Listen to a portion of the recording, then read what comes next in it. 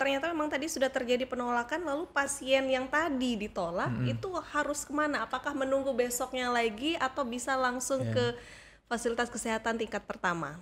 Ternyata ada juga beberapa yang beranggapan bahwa ada beberapa rumah sakit yang dianggap lebih bagus nih, saya maunya dirujuk yang ke sini aja, atau bahkan saya ingin dirujuk ke dokter yang ini aja gitu ya, karena dianggap lebih baik dan lebih bagus. Kan dokter saat meriksa punya prioritas ya.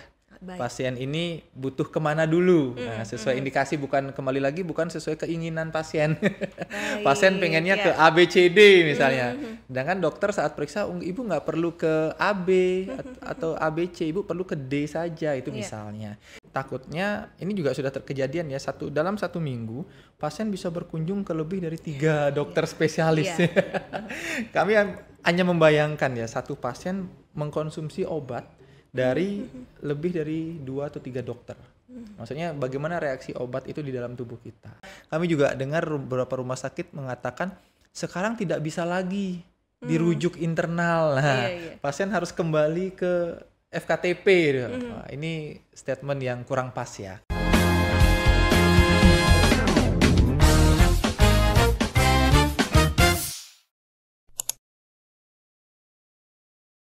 Halo Semoton Insight, apa kabar? Semoga selalu dalam keadaan sehat dan baik-baik saja. Hari ini Insight Talk kembali hadir untuk Semoton Insight yang ada di rumah, dan kembali kita akan membahas topik yang menarik. Nah, apa itu? Tunggu dulu, kita langsung saja sapa narasumber kita yang luar biasa yang akan membahas tentang sulit berobat ke rumah sakit pakai BPJS. Iya kah? Kita langsung tanya saja ke narasumber kita yang sudah hadir di studio hari ini, Bapak Dr. Putu Gede Wawan Swandayana, MKes A3K. Terima kasih. Kabar baik Pak Wawan? Baik-baik. Terima kasih sudah hadir di studio untuk hari ini. Semoton Insight, beliau adalah Kepala Bagian Penjamin Manfaat dan Utilisasi BPJS Kesehatan Cabang Mataram. Tentu saja ada banyak pertanyaan yang akan dijawab oleh beliau hari ini, pencerahan untuk kita semua. Nah, Semoton Insight, ada fenomena di lapangan dan tidak terkecuali di Nusa Tenggara Barat bahwa masyarakat banyak yang memilih untuk langsung datang ke rumah sakit ketika merasakan sakit yang cukup parah. Namun setibanya di rumah sakit ternyata mendapatkan penolakan karena dianggap penyakitnya tidak termasuk dalam kondisi darurat. Wah, ini fenomena yang terjadi. Apakah Semoton Insight juga pernah merasakan hal tersebut? Langsung saja kita tanyakan ke Pak Wawan. Nih Pak Wawan, sebenarnya seberapa sering sih BPJS Kesehatan mendapatkan laporan seperti ini? Ya baik, terima kasih dan juga Semoton Insight semuanya. Memang benar ya, fenomena-fenomena yang disampaikan tadi ini sedang terjadi di masyarakat, bahwa masyarakat masih berharap atau menginginkan pelayanan langsung di rumah sakit. Nah, keluhan-keluhan ini juga banyak terjadi. Banyak terjadi atau banyak juga masuk ke kami, ke tim pengaduan dan juga penanganan pengaduan dan pemberian informasi kantor cabang, juga banyak masuk ke kami keluhan-keluhan tersebut. Memang sepertinya sedang trending ya. Belakangan ini memang banyak keluhan terkait cara mengakses pelayanan kesehatan khususnya ke rumah sakit, apakah bisa langsung ataukah harus ke FKTP dulu atau seperti apa ya. Seperti yang dapat kami sampaikan juga kepada Semoton Insight juga, bahwa pelayanan kesehatan dalam program JKN, jika ingin menggunakan manfaat sebagai peserta JKN, itu harus mengakses pelayanan kesehatan tingkat pertama terlebih dahulu. Memang itu aturannya ya. Sudah diatur dalam Perpres 82 2018 bahwa setiap masyarakat atau peserta yang mengalami kondisi sakit atau butuh pelayanan kesehatan itu dapat mengakses fasilitas kesehatan tingkat pertama terdaftarnya. Kalau memang kondisi emergensi silakan bisa langsung ke UGD. Namun apabila butuh rujukan, dirujuk ke rumah sakit, nanti akan diberikan rujukan oleh fasilitas kesehatan tingkat pertamanya. Itu ya. Baik, berarti fenomena ini memang benar-benar terjadi karena melihat beberapa fasilitas dan beberapa pertimbangan lainnya begitu. Betul, ya Pak Wan. Pak Wan, kalau ternyata memang tadi sudah terjadi penolakan, lalu pasien yang tadi ditolak itu harus kemana? Apakah menunggu besoknya lagi atau bisa langsung ke fasilitas kesehatan tingkat pertama? Kita biasanya telusuri dulu ya, apabila memang ada keluhan-keluhan seperti itu, kita biasanya tim PIPP atau P3RS biasanya berkoordinasi dulu, baik ke fasilitas kesehatan maupun ke peserta. Ya. Kita harus tahu dulu nih alasan pasien itu tertolaknya karena apa. Jangan sampai juga tertolak karena ini adalah keinginan pasien. Nah kan kita nggak tahu ya kondisinya seperti apa, karena kalau ini adalah keinginan pasien atas permintaan pasien sendiri berobat, itu tidak ada indikasi medis, jelas ini tidak dapat dijamin oleh JKN. Mau nggak mau memang harus kembali lagi ke fasilitas kesehatan tingkat pertama. Namun apabila ada miss, misalnya belum waktunya, kan biasanya pasien-pasien juga ada waktu kontrol ya, sudah diberikan ibu bapak tanggal sekian kontrol lagi, tapi pasien datangnya nggak sesuai. Nah kalau memang nggak sesuai, ternyata dia datang itu karena ada keluhan lain, itu kita bisa konfirmasi ke rumah sakit. Memang harus ada koordinasi antara rumah sakit, BPJS dan juga pasien itu sendiri, supaya tidak ada miskomunikasi, tidak ada indikasi yang tidak sesuai ya. Takutnya memang nggak perlu nih ke rumah sakit gitu. Tapi pasien yang ingin. Nah ini yang harus kita koordinasikan jika ada keluhan-keluhan seperti itu sih. Baik, Pak Wawan, sedikit lagi, kalau tadi kita membahas tentang BPJS Kesehatan, kenapa sih sampai saat ini begitu ya masih saja muncul stigma yang kurang mengenakan terkait BPJS Kesehatan ini sendiri, misalnya pelayanannya yang bisa dikatakan cukup lama tertangani, antriannya panjang, atau bahkan ketika di IGD nggak usah pakai BPJS saja, umum aja supaya cepat. Nah, ini kenapa ada yang seperti itu? Boleh pencerahan sedikit Pak Wawan? Baik, terima kasih. Jadi seharusnya kondisi-kondisi ini tidak terjadi lagi ya, karena kita sudah, BPJS ini sudah berjalan 1 dekade ya, sudah masuk ke usia 10 tahun lah, artinya sudah selama 10 tahun ini kita gencar sosialisasi, edukasi baik ke mitra, fasilitas kesehatan, stakeholder maupun ke peserta ya, terkait dengan aturan, pelayanan dan lain-lain. Seharusnya memang kondisi ini bisa kita cegah. Hanya saja mungkin karena pergerakan regulasi ini yang begitu cepat ya, Mbak Tia ya. Artinya belum sebulan udah ada aturan baru nih, baru. Udah ini yang harus kita imbangi juga, sosialisasi, persamaan persepsi kepada baik masyarakat, vaskes dan stakeholder, agar pelayanan-pelayanan yang mengalami penolakan atau perbedaan persepsi ini bisa kita minimalisir lah ya, kita tekan supaya menurunkan angka keluhan juga bagi peserta. Mungkin itu yang bisa kita lakukan juga ya pada masyarakat maupun kepada peserta. Baik, Pak Wawan, kalau tadi di awal kita sempat melihat ada fenomena di mana banyak masyarakat kita yang lebih ingin berobat ke rumah sakit, tetapi ternyata ada penolakan karena beberapa kasus tertentu begitu. Tapi ada hal yang memang banyak belum diketahui oleh masyarakat, misalnya saja bahwa Kementerian Kesehatan dan BPJS Kesehatan sebenarnya juga punya kesepakatan bersama terkait penyelesaian permasalahan klaim INA CBG atau besaran pembayaran klaim oleh BPJS Kesehatan kepada fasilitas kesehatan tingkat lanjut. Dan dalam kesepakatan itu, rumah sakit sebagai FKTL disebutkan tidak akan menerima pembayaran untuk kasus-kasus false emergency. Nah, apakah aturan ini sebenarnya membuat rumah sakit jadi lebih berhati-hati untuk menerima pasien? Terima kasih, Mbak Tia. Memang terkait dengan emergensi ya, kasus-kasus emergensi, sebenarnya sebelum adanya berita acara kesepakatan ini, sebenarnya pelayanan emergensi itu sudah diatur di dalam Permenkes 47 tahun 2021, Mbak Tia. Artinya sebenarnya tanpa adanya berita acara ini pun seharusnya sudah berjalan ya. Hanya saja mungkin monitoring dan evaluasi kami pun belum optimal sebelumnya, sehingga pasien-pasien ini ya dengan mudah ya mengakses UGD ini walaupun kondisinya tidak emergensi. Nah, di dalam Permenkes 47 itu sudah dijelaskan kriteria gawat darurat.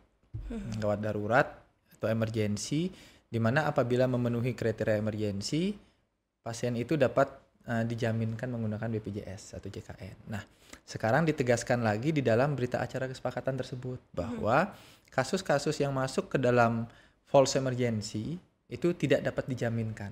Nah, jadi nanti yang menentukan kriteria emergensi adalah dokter di UGD. Jadi apabila ada pasien diperiksa dokter, dari hasil pemeriksaan ternyata pasiennya tidak memenuhi kriteria emergensi. Nah, artinya pasien tersebut tidak dapat menggunakan haknya sebagai peserta JKN. Artinya nggak dijamin pakai JKN. Silakan aturan dari rumah sakit apakah menggunakan asuransi swasta lainnya atau out of pocket, keluar sendiri dari kantong pasien atau seperti apa, silakan. Yang jelas tidak dapat dijamin sekarang ya, sudah diperjelas kembali di dalam berita acara tersebut bahwa false emergency itu tidak dijamin oleh JKN. Baik, berarti di sini sudah jelas ya pencerahan lagi oleh Pak Wawan hari ini Semoton Insight. Nah, kembali membahas tentang fenomena, memang tidak dipungkiri banyak yang ingin langsung berobat ke rumah sakit, bahkan tidak berpikir ini emergensi tidak ya gitu ya, karena memang melihat fasilitas yang ada, lalu dokter spesialis yang nantinya akan menangani, dan ternyata ada juga beberapa yang beranggapan bahwa ada beberapa rumah sakit yang dianggap lebih bagus nih, saya maunya dirujuk yang ke sini aja, atau bahkan saya ingin dirujuk ke dokter yang ini aja gitu ya, karena dianggap lebih baik dan lebih bagus. Nah, kira-kira dari sisi aturan atau regulasi hal ini boleh nggak sih Pak Wawan? Kalau terkait dengan rujukan ya, ini ya. Kalau di ketentuan atau regulasi yang berlaku, kita tidak ada membahas terkait dengan dokter spesialis. Jadi kita tidak memilih atau kita tidak melihat individunya. Yang kita lihat atau yang dicari keluar dari dalam sistem itu adalah spesialisasinya, SDM maupun sarana prasarana. Jadi misalnya nih, saya maunya ke dokter A. Nah, kita nggak bisa mencari individu. Karena pelayanan kesehatan itu yang dilihat adalah pelayanan klinisnya. Butuh apa? Spesialis apa? Penyakit dalam kah? Spesialis anak kah? Atau kandungan dan lain-lain. Jadi yang kita fasilitasi adalah jenis spesialisnya. Baik. Kalau mau mencari dokternya, mohon maaf, kita tidak bisa karena jumlah dokter ratusan ya. Dan kita juga bekerja sama atau bermitranya dengan fasilitas kesehatannya. Kayak contohnya dengan rumah sakit. Di rumah sakit kan banyak dokter nih, mungkin dokter anak ada 5. Saya mau ke dokter A, itu nggak bisa. Bisanya ke spesialis anaknya. Baik. Untuk dokternya, ya monggo nanti dilihat siapa yang praktek, kan ada jadwalnya juga ya, ada jadwal prakteknya. Silakan disesuaikan. Tapi untuk pemilihan rujukan itu yang kita fasilitasi, tujuannya adalah tujuan spesialisnya, polikliniknya. Baik, berarti bisa dikatakan itulah jenis-jenis dari rujukan langsung ke spesialis atau polinya. Betul. Atau sebenarnya apa saja sih sebenarnya jenis-jenis rujukan ini sendiri Pak Wawan? Baik, kalau dari fasilitas kesehatan tingkat pertama, kita memang ada yang namanya rujukan berjenjang, Mbak. Baik. Artinya memang pasien tidak bisa langsung atau serta-merta ketemu dengan dokter spesialis di rumah sakit. Kecuali emergensi. Emergensi pun di UGD itu dengan dokter umum ya, dokter jaganya. Kecuali nanti ada pengkonsulan, baru ke dokter spesialis dan lain-lain. Nah, itu namanya rujukan berjenjang. Nah, nanti apabila dari FKTP butuh pelayanan dokter spesialis, itu nanti bisa dirujuk pasiennya.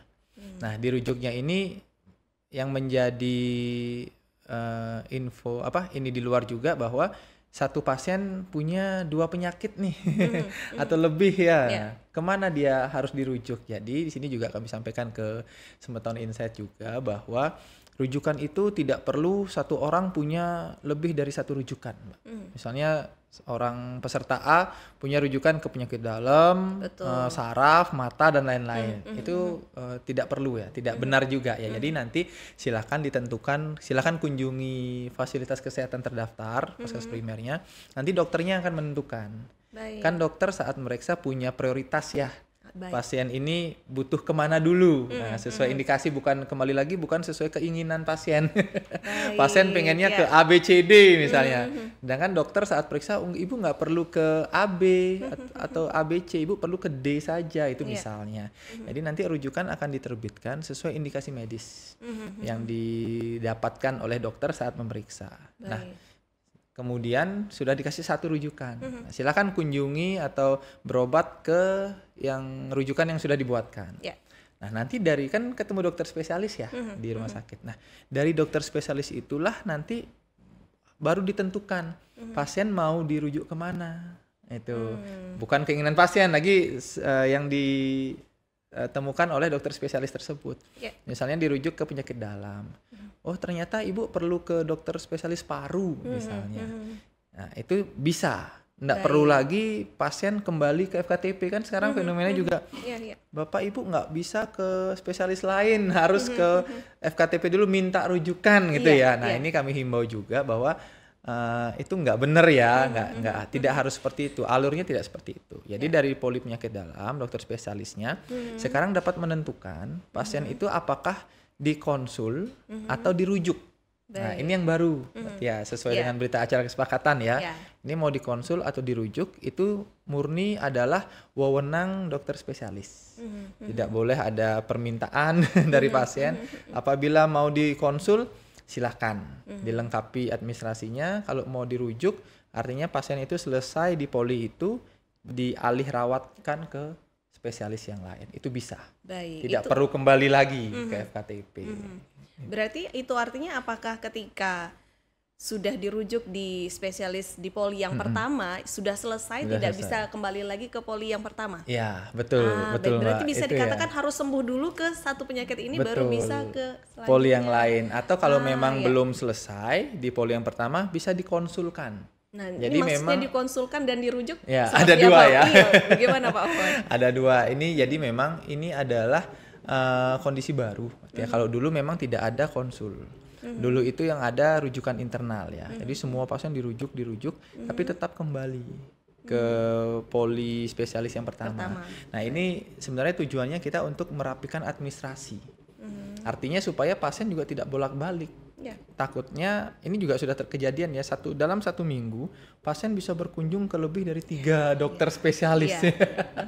Kami hanya membayangkan ya, satu pasien mengkonsumsi obat dari lebih dari 2 atau 3 dokter.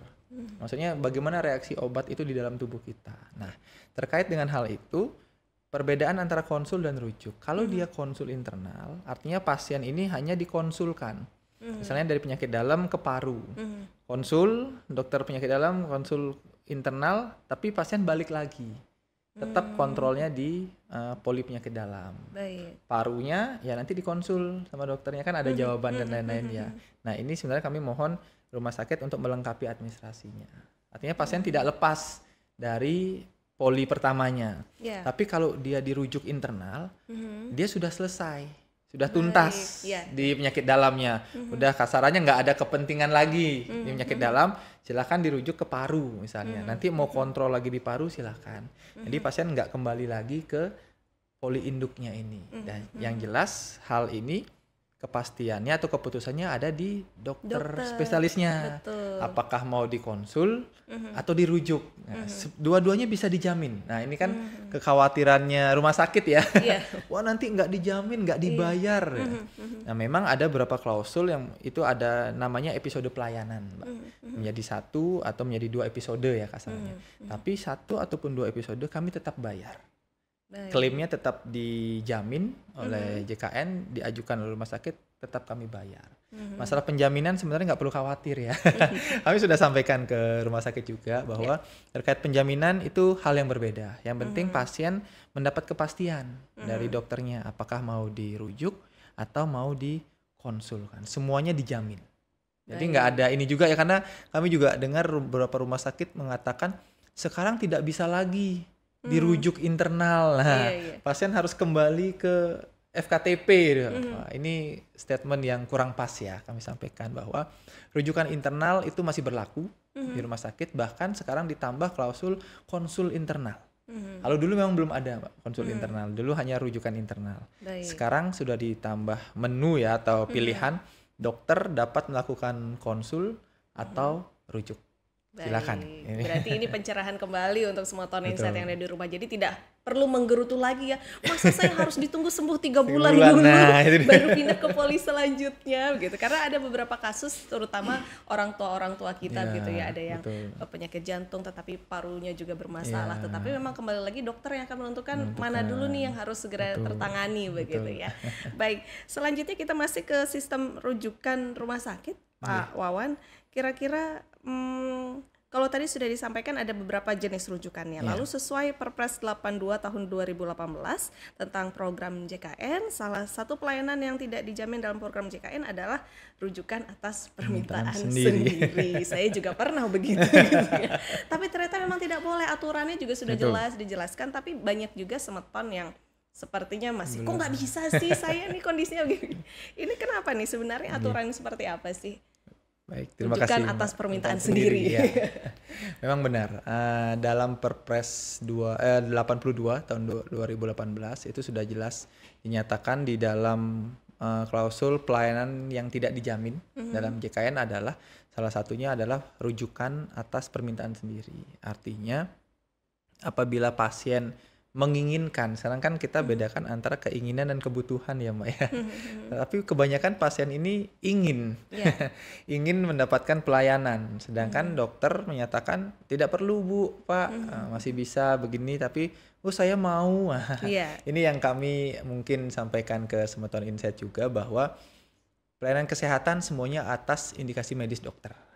Kalau dia APS atau atas permintaan sendiri itu sudah jelas tidak dijamin. Artinya tidak bisa diberikan rujukan.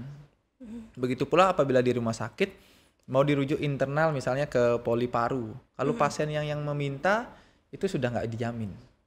Karena kan minta sendiri ya, sedangkan dokter tidak ada indikasi, oh ibu nggak perlu, ibu di poli dalam saja kontrol dan lain-lain. Oh tapi saya mau, biasanya terjadi perdebatan cukup sengit antara pasien dan tenaga kesehatan atau dokter spesialis. Nah ini kami sampaikan bahwa apabila itu adalah atas permintaan sendiri dari pasien, itu sudah jelas tidak dapat dijamin. Apakah itu artinya memang keluar kertas, dokumen, rujukan atas permintaan sendiri atau bagaimana sebenarnya? Nah ini yang kami penekanannya ke teman-teman di rumah sakit ya, jangan sampai juga artinya dokter tidak menyarankan, tapi karena pasien ingin dibuatin aja. Baik. Ini yang sebenarnya kita kan nggak tahu ya. Balik lagi yang mengetahui kondisi pasien adalah dokter itu yang sendiri. Bertugas, ya, betul. Kalau memang sudah terbit, karena pemahamannya pasien, apabila sudah terbit rujukan, dia harus dilayani. Ini ya.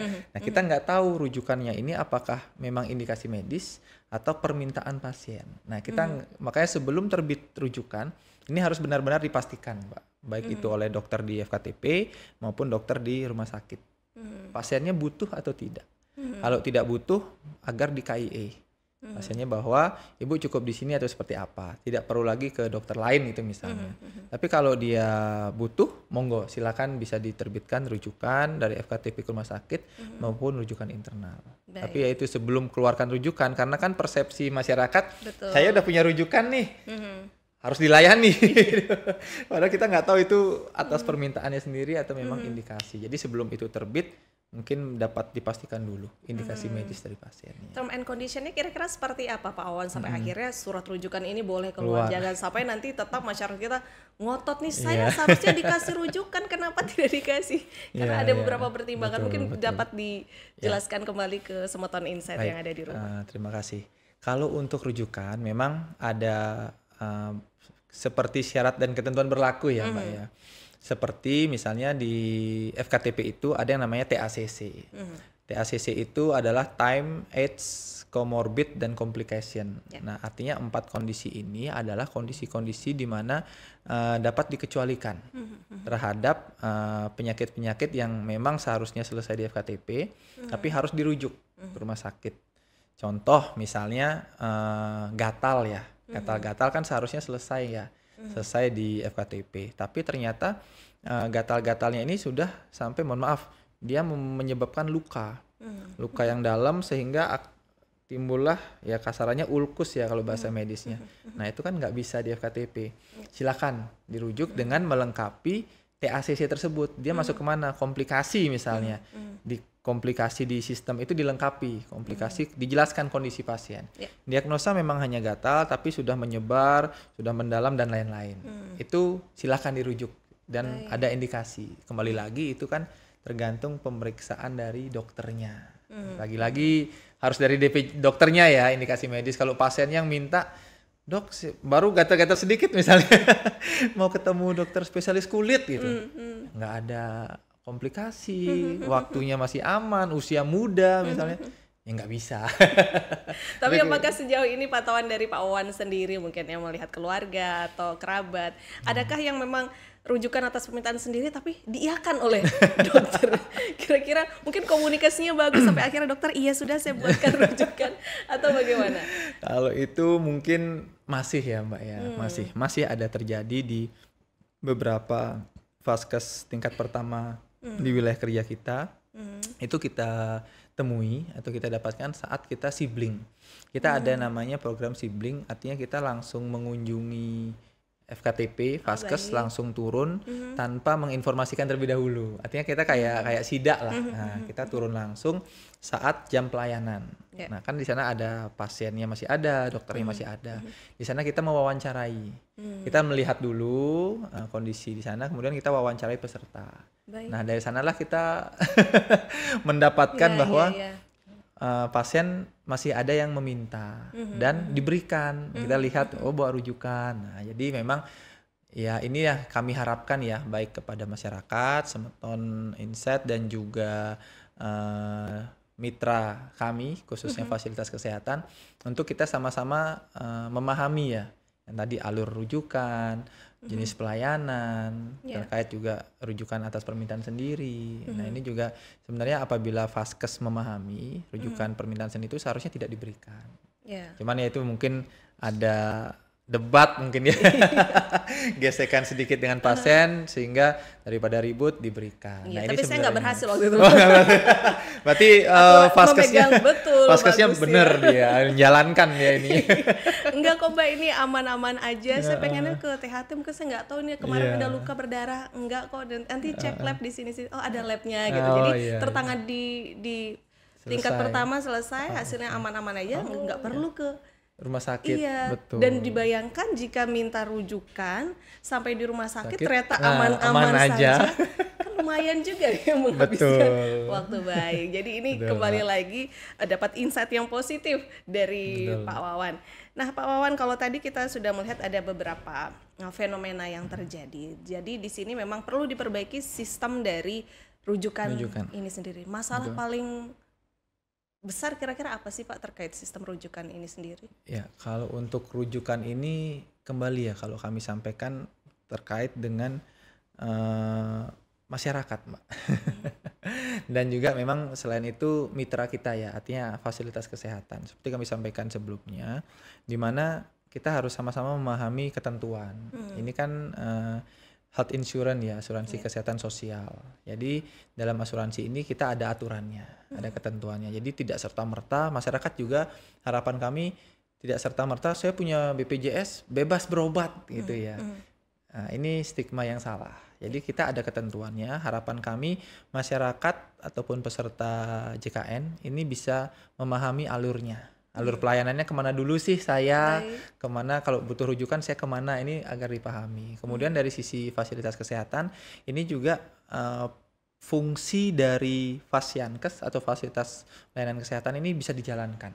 Artinya dia sebagai apa? Sebagai gatekeeper, ada yang namanya Mbak di FKTP. Artinya pasien yang datang berobat ke FKTP dilayani dulu, dirawat dulu, diobati dulu.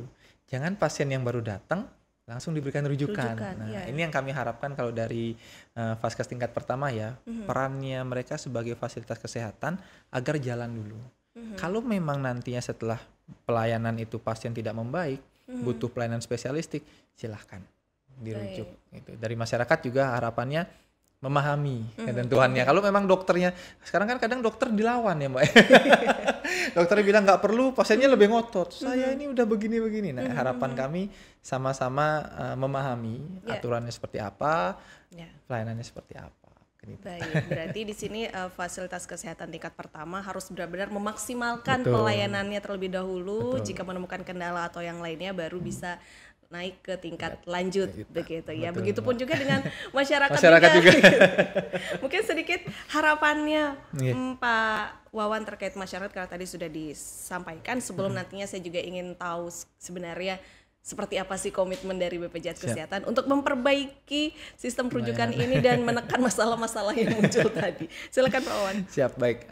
Harapan kami ya melalui podcast ini juga ya pada masyarakat seluruhnya agar kita sama-sama memahami bahwa ini adalah asuransi kesehatan sosial milik pemerintah, milik negara. Ada aturannya, ada ketentuannya. Tapi jika masyarakat, ini juga keluhan ya, masyarakat bilang, oh kami belum tersosialisasikan dan lain-lain. Kami siap Bapak Ibu. Semeton Insight semua, kami BPJS Kesehatan, khususnya cabang Mataram, kami siap berkolaborasi, kami siap melakukan sosialisasi dan sampai saat ini pun sudah kami jalani ya. Tapi mungkin masih ada beberapa daerah atau masyarakat yang memang belum tersentuh. Silakan berikan masukan ke kami akan kunjungi. Kami akan lakukan sosialisasi. Harapannya masyarakat paham terhadap program JKN, alur pelayanannya seperti apa dan juga kepesertaannya seperti apa. Harapan kami sih memang masyarakat kedepannya jauh lebih memahami ya pelayanan kesehatan, baik alur dan juga manfaatnya.